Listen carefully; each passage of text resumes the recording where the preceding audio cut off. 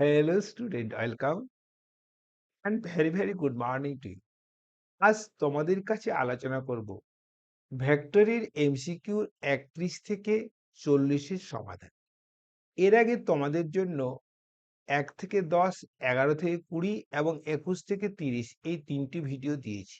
সেই সঙ্গে vector MCQ যাতে তোমরা কুইকলি সলভ করতে পারো এবং নির্ভুলভাবে করতে পারো, ভেক্টর একটা ওয়ান শট নোট দিয়েছি। ওই নোটটি ভালো করে দেখে নিও, দেখবে আর কোনো এমসিকিউ করতে অসুবিধা হচ্ছে না। তোমরা ইজিলি এই সেমিস্টারে এবং পরবর্তীকালে নিট মেন অ্যাডভান্সে খুব নাম্বার তুলতে পারবে। ওকে, তাহলে আরেকটা প্র্যাকটিস পেপার দেখে নাও 31 থেকে।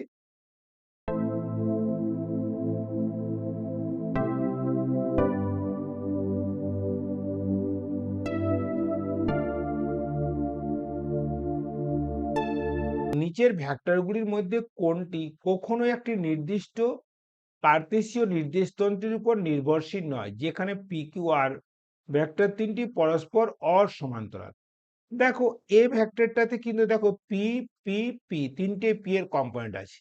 তাহলে এর মান কি হবে বলো তো? পি হবে p equal to root under of p x square plus b y square plus p z square. বাকি অন্যগুলোতে দেখো পি এরও কম্পোনেন্ট আছে, কিউ এরও কম্পোনেন্ট আছে, আর আর এরও কম্পোনেন্ট আছে। ফলে অপশন কি বলতো? এর অপশনটি কারেক্ট। এরপরে আমরা 32 তে যাব, দেখে নাও, আস্তে আস্তে দেখে নাও। হ্যাঁ, পড়ে নাও কি আছে বলো না।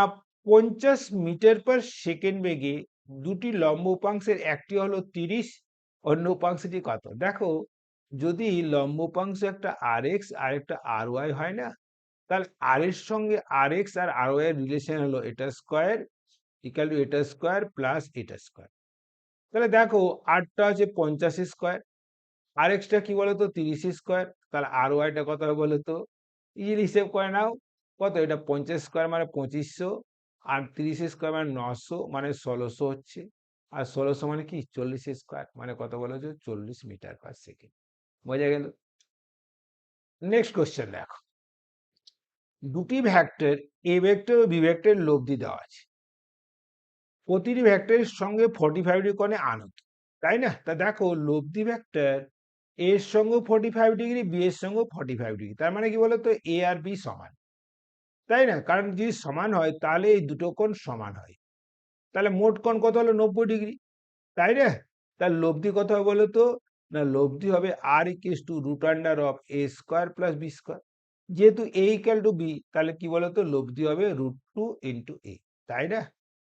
কোয়েশ্চেন নাম্বার 34, একটি এরোপ্লেন পূর্ব দিকে 4 কিলোমিটার যাওয়ার পর উত্তর দিকে 3 কিলোমিটার গেল, এরোপ্লেনের স্বর্ণের মান কত? তাহলে পূর্ব দিকে কত বলতো? 4, তারপরে 3, তাহলে এটা হলো স্মরণ। তাহলে 3 আর 4 স্কোয়ার, 4 স্কোয়ার প্লাস 3 স্কোয়ার মানে কি বলতো? এটা 5 স্কোয়ার আর রুট ওভার, মানে 5 কিলোমিটার হলো স্মরণ, তাই না? 35টা খুব সিম্পল প্রবলেম, দেখে নাও। এ ভেক্টর দেওয়া আছে, বি ভেক্টর দেওয়া আছে, ভেক্টর দুটি অন্তর্বর্তী কোণের মান কত হবে? দেখো আমরা এটা ডট গুণ করে নিই। দেখো a vector dot b vector কত আসছে বলো তো? দেখো 5 ইন্টু 5 প্লাস -5 ইন্টু 5, তাহলে কত হলো?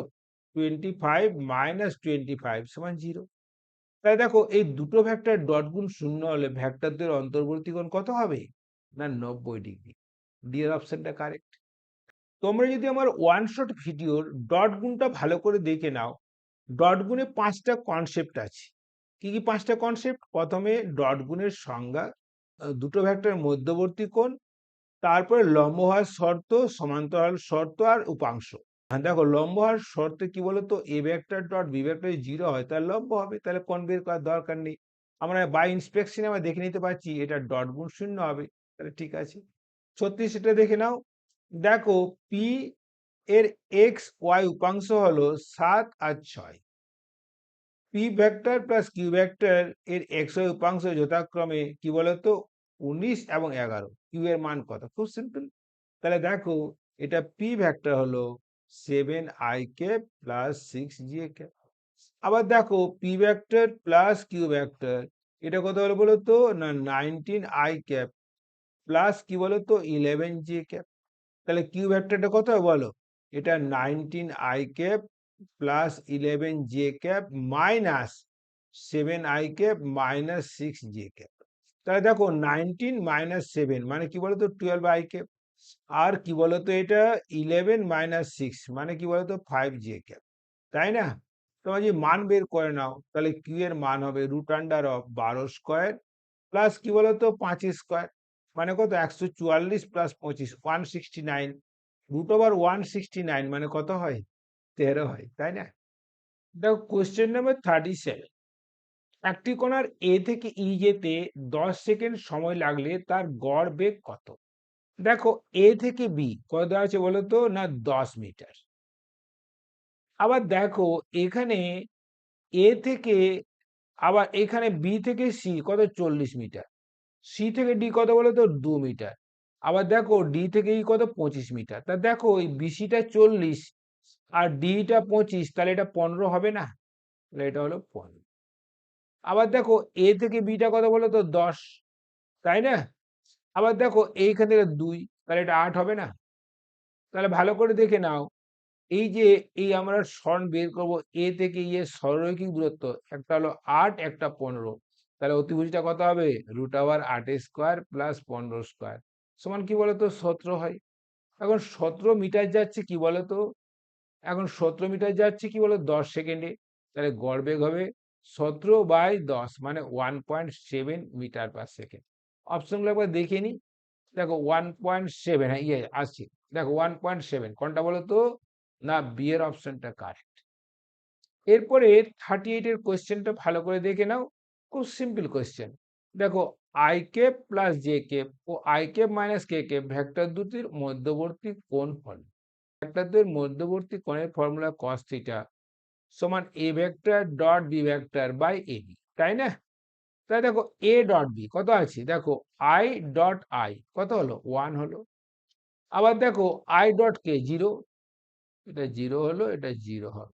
আবার কি বলতো এ, দেখো এর লব্ধি মান কত root over 1 square plus 1 square, b এর লব্ধি মান কত বলতো 1 স্কোয়ার প্লাস মাইনাস 1 স্কোয়ার, তাহলে কত হলো 1/√2 ইন্টু √2 মানে কি বলতো 1/2 মানে কত cos 60 ডিগ্রি।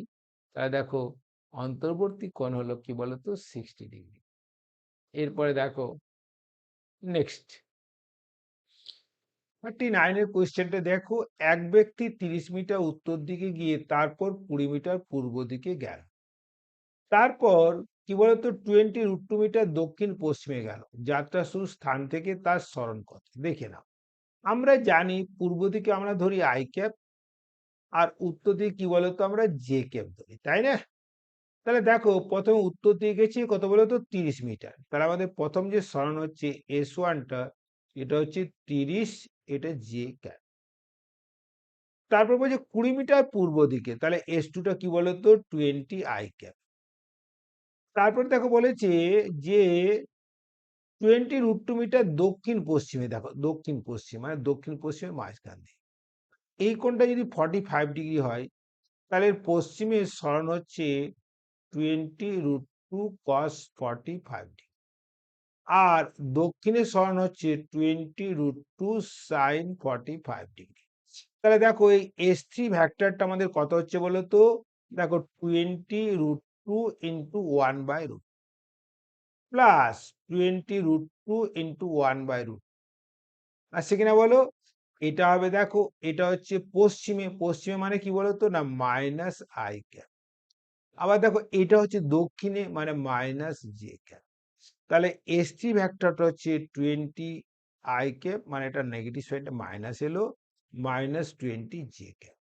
তাহলে দেখো তোমরা যদি এই তিনটে যোগ করে নাও, এই তিনটে যদি যোগ করো কি বলতো 30 আই ক্যাপ, তোমরা যদি তিনটে যোগ করে নাও 30 j cap, 20 i cap, minus 20 i cap, আর মাইনাস 20 জে ক্যাপ, তাহলে কত আসছে বলতো, এটা 10 জে ক্যাপ আসছে না? দেখো এই এটা এটা কেটে গেল, আর 30 জে আর মাইনাস 20 জে তার 10 জে, আর 10 জে মানে কি বলতো না 10 মিটার উত্তর দিকে।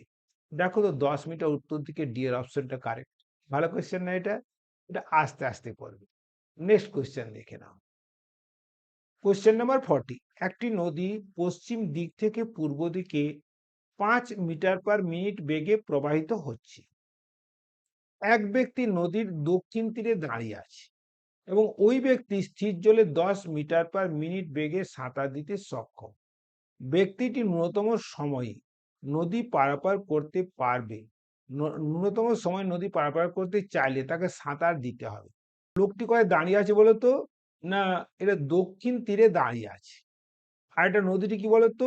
পশ্চিম দিক থেকে পূর্ব দিকে যাচ্ছে, মানে এই পশ্চিম থেকে পূর্ব দিকে যাচ্ছে, দক্ষিণ দিকে দাঁড়িয়ে আছে, এইখানে যাবে। তাহলে কি বলতো, যদি এই স্রোতের সঙ্গে 90 ডিগ্রি কোণে অগ্রসর হয় না, তাহলে সে ন্যূনতম সময়ে নদী পারাপার করতে হবে।